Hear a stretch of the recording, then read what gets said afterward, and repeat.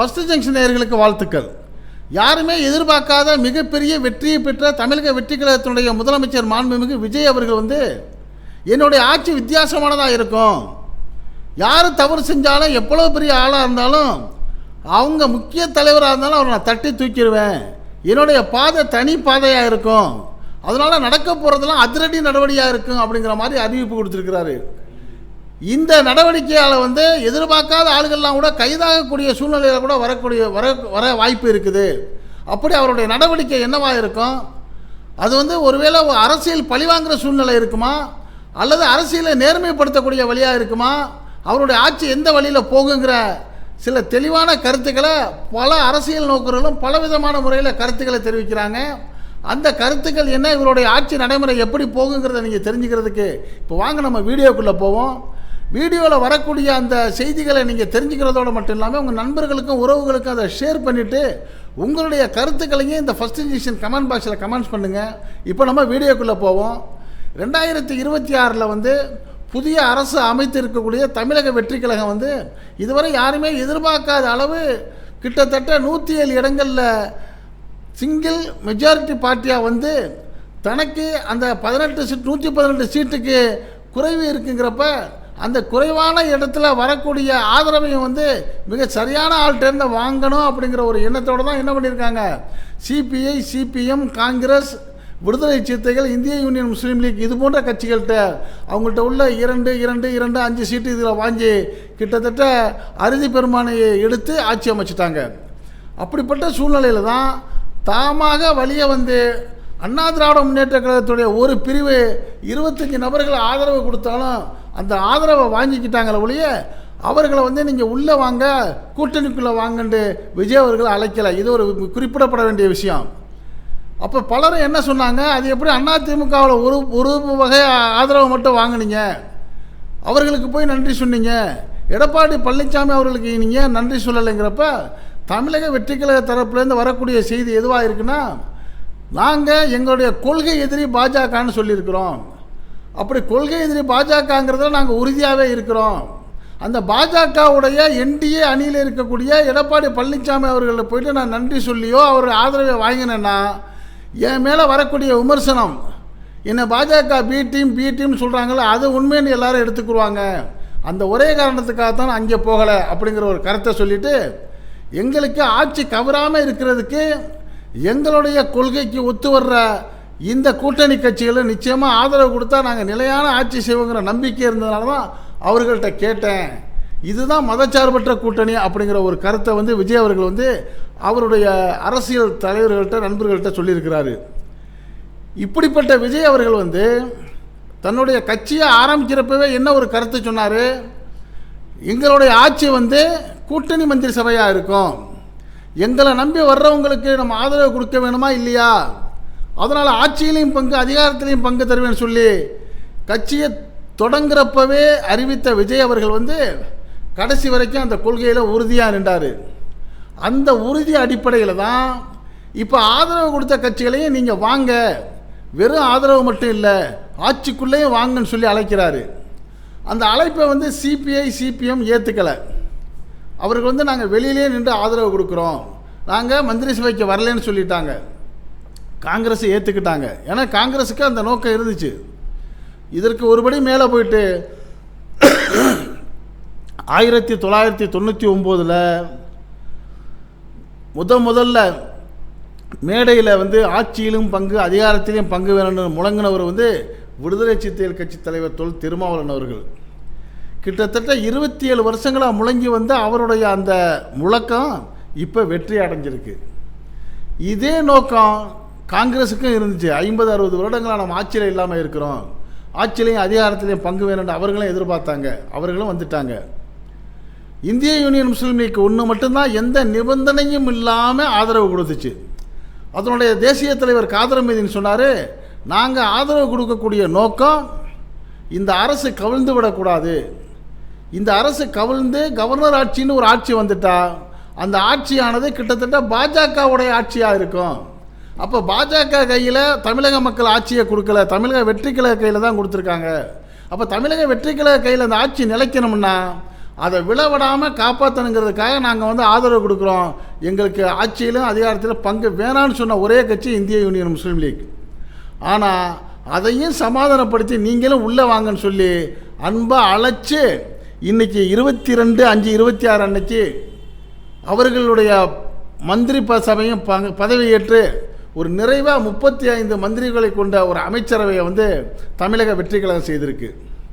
இப்படி செய்கிறப்ப பெரும்பாலானவர்கள் பாராட்ட ஆரம்பிச்சிட்டாங்க.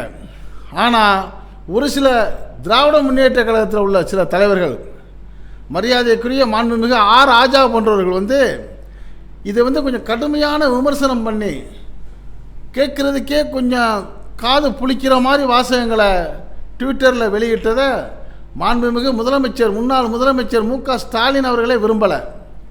அவர்களே இதுக்கு ஆட்சேபனை சொல்லிட்டாரு. அப்போ ராஜா என்ன சொல்லியிருக்கிறாரு, என் வீட்டு தோட்டத்து தென்னை கூனி வளைந்து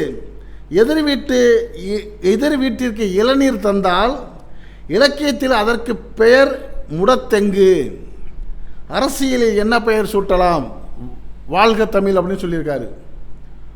இது பொருள் உங்களுக்கு புரியும். ஆக திமுக கூட்டணியில் இருந்து வெற்றி பெற்றுட்டாங்க. வெற்றி பெற்றுட்டு போயிட்டு வேறு கட்சிக்கு ஆதரவு கொடுத்துட்டாங்க அப்படிங்கிறது அவருடைய பொருள். இப்போ விடுதலை சிறுத்தை கட்சியை சேர்ந்த தோழர்கள் என்ன சொல்கிறாங்க, எங்களுக்கு கொடுத்த சீட்டு 8 சீட்டு, ஆனால் நாங்கள் உழைத்தது வந்து 234 226 இடங்களை நாங்கள் உழைச்சோம். 226 இடங்கள்லையும் விடுதலை சிறுத்தை கட்சிகளுடைய ஓட்டு 100% வேண்டாம் விழுகாமல் இருந்திருக்கலாம். அதில் உள்ள சில இளைஞர்கள் வந்து தாவைக்காவுக்கு போயிருக்கலாம். அது எங்கள் தலைவர் திருமாவளவன் அவர்களே ஒத்துக்கிட்டார். ஆனால் கிட்டத்தட்ட 70% விடுதலை சிறுத்தைகள் ஓட்டு வந்து உங்கள் திமுகவுக்கும் திமுக கூட்டணிக்கு தானே வந்தது. அப்போ கிட்டத்தட்ட 226 தொகுதிகளில் வந்த ஓட்டு எங்களுக்கு நாங்கள் வெற்றி பெருக்க 2 தொகுதிகளுக்கு விட அதிகமாக இருக்குமா இருக்காதா? அப்போ எங்களுடைய பங்களிப்பு நிறையா உங்களுக்கு கொடுத்துருக்கோமா இல்லையா? அப்படி பெரிய அளப்பெரிய பங்களிப்பை வாங்கிக்கிட்டு எங்களை இவ்வளோ அவமானப்படுத்தி பேச வேண்டிய பேச்சு ஏன் என்று சொல்லி அந்த விடுதலை சிறுத்தை கட்சிக்காரங்கள்லாம் ரொம்ப மனசு நொந்து போயிருக்கிறாங்க. அவர்கள் மட்டுமல்ல, இந்திய யூனியன் முஸ்லீம் லீக்கும் அதே நிலை தான் எடுத்தாங்க. கிட்டத்தட்ட 60 வருடங்களாக திராவிட முன்னேற்ற கழக கூட்டணியில் தொடர்ந்து வர்ற இந்திய யூனியன் முஸ்லீம் லீக் ஒரே ஒரு கட்டம் 5 வருடங்கள் மட்டும்தான் அந்த கூட்டணியிலேருந்து பிரிந்தாங்க. அந்த 5 வருடம் என்னென்னா திமுக பாஜக அணியோட கூட்டணி சேர்ந்துச்சு. அப்போ முஸ்லீம் லீக் வெளியே வந்தாங்க. பாஜக இருக்கிற இடத்துல நாங்கள் இருக்க மாட்டோம்னு சொல்லிட்டு. மற்ற 50 வருடங்களுக்கு மேலே திமுகவுக்கு ஆதரவு கொடுத்து வந்த அந்த முஸ்லீம் லீக்குக்கு நீங்கள் 2 சீட்டு தான் கொடுத்தீங்க.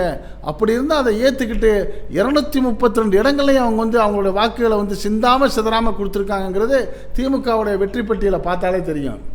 ஆக இப்படி வெற்றி பெற வைத்த கூட்டணி கட்சிகளெல்லாம் நீங்கள் சிறுமைப்படுத்தி ஒரு திராவிட முன்னேற்ற கழகத்துடைய மிக விவரமான முன்னாள் அமைச்சர் பாராளுமன்ற உறுப்பினர் ராசா அவர்கள் பேசுனது வந்து அரசியல் நாகரிகம் இல்லை அப்படிங்கிறது பலரும் விமர்சனம் பண்ணக்கூடிய செய்தியாக இருக்குது. அதை வந்து திமுக தலைவர் அவர்களும் மாண்புமிகு முன்னாள் முதலமைச்சர் மு.க. ஸ்டாலின் அவர்களும் விரும்பலை. அவரும் சொல்லியிருக்காரு, யாரையும் மனம் நோகும்படியாக பேசாதீங்க, அது அவரவருடைய உரிமைன்னு சொல்லி அழகாக சொல்லியிருக்கிறாரு. இப்படிப்பட்ட சூழ்நிலையில் தான் இன்று நடந்த அந்த அமைச்சரவையில் வந்து நிறைவாய் நேற்று 23 எம்எல்ஏக்களுக்கு மந்திரி பதவி கொடுத்துட்டாங்க. அதற்கு முன்னாடி 10 பேர் தாவகாவை சேர்ந்தவங்க மந்திரி பதவி ஏற்றுட்டாங்க. நேற்று வரைக்கும் 33 ஆனதில் 5 காங்கிரஸ்காரங்க மட்டும்தான் மந்திரி சபையில் பங்கேற்றிருந்தாங்க. அப்போ மீத 2 இருந்துச்சு. அந்த 2 நேற்று போகாததுக்கு என்ன காரணம்? விடுதலை சிறுத்தைகள் முடிவு பண்ணிட்டாங்க, நாங்கள் வந்து கூட்டணிக்கு வர்றோம், எங்களுடைய அமைச்சர் வந்து வன்னி அரசுன்னு முடிவு பண்ணிட்டாங்க. ஆனால் இந்திய யூனியன் முஸ்லீம் லீக் முடிவு பண்ணலை அவங்க. அப்போ பேராசிரியர் காதர் மீதன் அவர்கள்ட்ட கேட்குறப்ப அவர் என்ன சொன்னார், நாங்கள் எதையும் திடீர்னு முடிவெடுக்க முடியாது, எங்களுக்கு உயர்மட்ட குழு ஒன்று இருக்குது, பிஎஸ்சி, அதாவது பொலிட்டிக்கல் அட்வைசரி கமிட்டின்னு ஒன்று இருக்குது அகில இந்திய அளவில். அதனுடைய தலைவர் தங்கள் அவர்கள் கேரளாவில் இருக்காங்க, அவருடைய அனுமதி வரணும். அவர் நேற்று எங்களுக்கு அனுமதி கொடுத்துட்டாரு, தமிழகத்தில் உள்ள தமிழக வெற்றி கழகத்தோட கூட்டணி சேர்ந்துங்கன்னு சொன்ன பிறகு அதை நாங்கள் ஏற்றுக்கொண்டோம். அடுத்து நாங்கள் தமிழ்நாட்டில் கூட இங்கே முடிவெடுக்கணும். தமிழ்நாட்டு தலைவராகவும் தேசிய தலைவராக இருக்கக்கூடிய நான் மட்டும் முடிவெடுக்காமல் தமிழ்நாட்டில் உள்ள ஒட்டுமொத்த உயர்மட்ட குழுவெல்லாம் வரவழைச்சி அவங்க கூடி முடிவெடுத்துட்டு தான் நான் சொல்ல முடியும். அதற்கு கால நேர அவகாசம் 11 மணி வேணும். நேற்று மந்திரி சபை 10 மணிக்கு அவங்க கூடுறாங்க. அவங்க 10 மணிக்கு கூடட்டும், அதை வந்து அவங்களுடைய உரிமை. அதற்காக நாங்கள் வந்து முடிவெடுக்காமல் போய் எங்களை கூட்டணி மந்திரி சபையில் சேர முடியாதுன்னு தான் நாங்கள் என்ன பண்ணோம், 11 மணிக்கு கூட்டம். எங்கள் கூட்டத்துக்கு பிறகு எங்களுடைய முடிவை அவருக்கு மாண்புமிகு முதலமைச்சர் விஜய் அவர்களுக்கு அறிவித்தோம். எங்களுடைய அந்த சூழ்நிலையை புரிந்து கொண்ட அவர்கள் வந்து பெருமனதோடு எங்களுக்காகவே இன்றைக்கி 2வது முறையாக மந்திரி சபையை விரிவுபடுத்தி இன்றைக்கி எங்களையும் விடுதலை சிறுத்தைகளை சேர்த்திருக்கிறதே அவருடைய மிகப்பெரிய ஒரு பெருந்தன்மையை காட்டுதுன்னு சொல்லி மாண்புமிகு விஜய் அவர்களை வந்து பேராசிரியர் காதர் மீதன் அவர்கள் பாராட்டியிருக்கிறாரு. அதே போல் விடுதலை சிறுத்தைகளும் வந்து இன்றைக்கி தெளிவான ஒரு முறையில் அந்த கூட்டணியில் நாங்கள் இருப்போம்.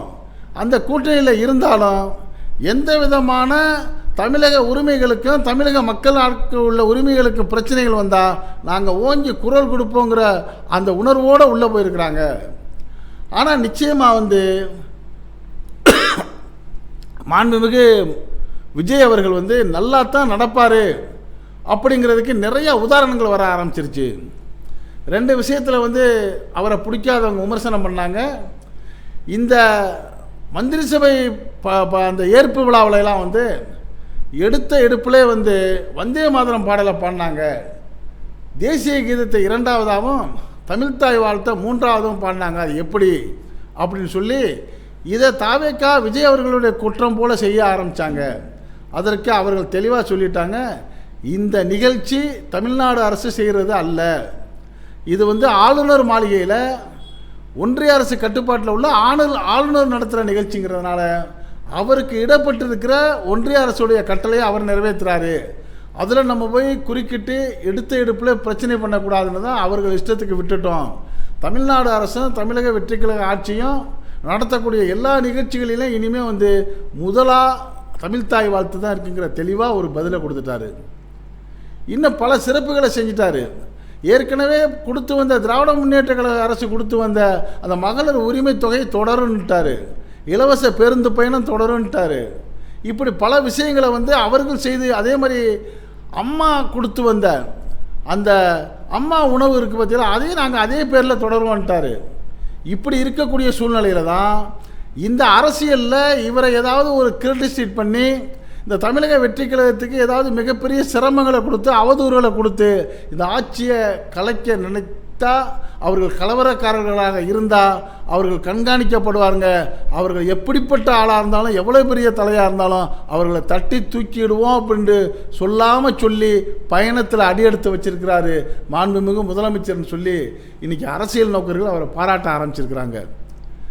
அது மட்டும் இல்லாமல், அரசியல் மட்டும் இல்லாமல் நாட்டில் நிறைய இடங்களில் அத்துமீறல் ஏதாவது நடந்தாலோ ரவுடியுடைய தொல்லைகள் இருந்தாலோ நிச்சயமாக அதையெல்லாம் கடுமையாக நாங்கள் நடவடிக்கை எடுப்போம்னு சொல்லியிருக்காரு. உடனே சில விமர்சனங்கள் வந்துருச்சு. இப்போ ஆட்சி அமைந்து ஒரு வாரம் ஆகுது, அங்கொன்று இங்கொன்று கொலைகள், கற்பழிப்புகள், பாலியல் சீண்டல்கள், மதுக்கடைகளில் 10 ரூபா வாங்குற இந்த நிகழ்ச்சியெல்லாம் நடக்குது. ஆட்சி அமைச்ச ஒரே நாளில் எல்லாவற்றையும் சரி செய்யவா முடியும்? நிச்சயமாக நாங்கள் சரி செய்வோம், அதெல்லாம் இல்லாத அளவுக்கு எங்களுடைய நடவடிக்கை எடுக்குன்னு சொல்லி மிக தெளிவான உத்தரவாதத்தை கொடுத்துருக்கிறாரு. அப்படிப்பட்ட அந்த விஜய் அவர்கள்ட்ட வந்து ஒரு பெரிய ஒரு குற்றச்சாட்டை எல்லாரும் சொல்லி வந்தாங்க.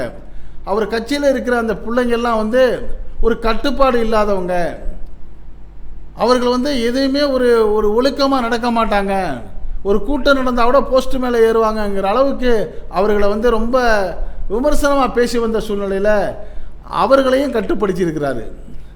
அவருடைய மந்திரிகளையும் இப்போ என்ன பண்ணியிருக்கிறாரு, மிக தெளிவான இன்ஸ்ட்ரக்ஷன் கொடுத்துருக்கிறாரு. உதாரணத்துக்கு இன்று கூட இன்றைக்கு புதுக்கோட்டைக்கு வருகை தந்த தொழிலாளர் நலத்துறை அமைச்சர் மாண்புமிகு பர்வேஸ் அவர்கள் வந்து புதுக்கோட்டையை சேர்ந்தவர். அறந்தாங்கி சட்டமன்ற தொகுதியில் அவர் போட்டியிட்டு மிக சிறப்பான ஒரு வெற்றி பெற்றார். அவரை வந்து வர்த்தக சங்கத்துடைய சார்பாக வர்த்தக சங்க பிரதிநிதிகள்லாம் பார்க்க போனாங்க. ஆயிரக்கணக்கான மக்கள், அவருடைய கட்சிக்காரங்க, வர்த்தகர்கள், விவசாயிகள், பொதுநல சங்கங்கள்லாம் வந்து அவரை ஒரு மரியாதை நிமித்தமாக சந்தித்தாங்க. அவ்வளவு பேர்களையுமே வந்து அவர் அணுகிய முறை, வரவேற்ற முறை, அவருக்கு பதில் சொன்ன முறையெல்லாம் வந்து மிகப்பெரிய ஒரு அனுபவசாலியிடமிருந்து வந்தது போல் இருந்ததை பார்த்து பலரும் வியந்து போனாங்க. உதாரணத்துக்கு ஒரு அமைச்சர் பர்வேஸ் இதே போலத்தான் எல்லா அமைச்சர்களையுமே வந்து ஓரளவு பக்குவப்படுத்தி களத்தில் இறக்கி விட்டுருக்காரு. ஆக தமிழ்நாட்டில் வந்து ஒரு மிகச்சிறந்த ஆட்சி நடக்க போகுதுங்கிற ஒரு எதிர்பார்ப்பு வந்து பொதுமக்களுக்கும் அரசியல் நோக்கர்களுக்கும் இன்னும் சொல்லப்போனால் எதிர்க்கட்சிகளுக்குமே வந்துருச்சு.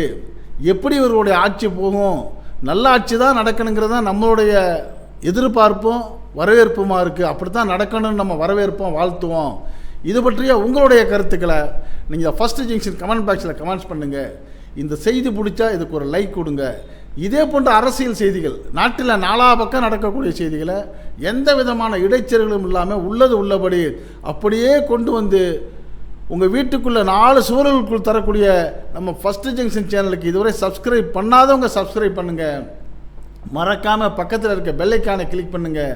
அப்போ தான் நம்ம போடக்கூடிய ஒவ்வொரு வீடியோவும் நோட்டிஃபிகேஷன் காட்டும். நீங்கள் விரும்பியதை பார்க்கலாம். என்றும் இணைந்திருப்போம். உங்கள் அன்பன் அஷ்ரஃப் அலி. நன்றி, வாழ்த்துக்கள்.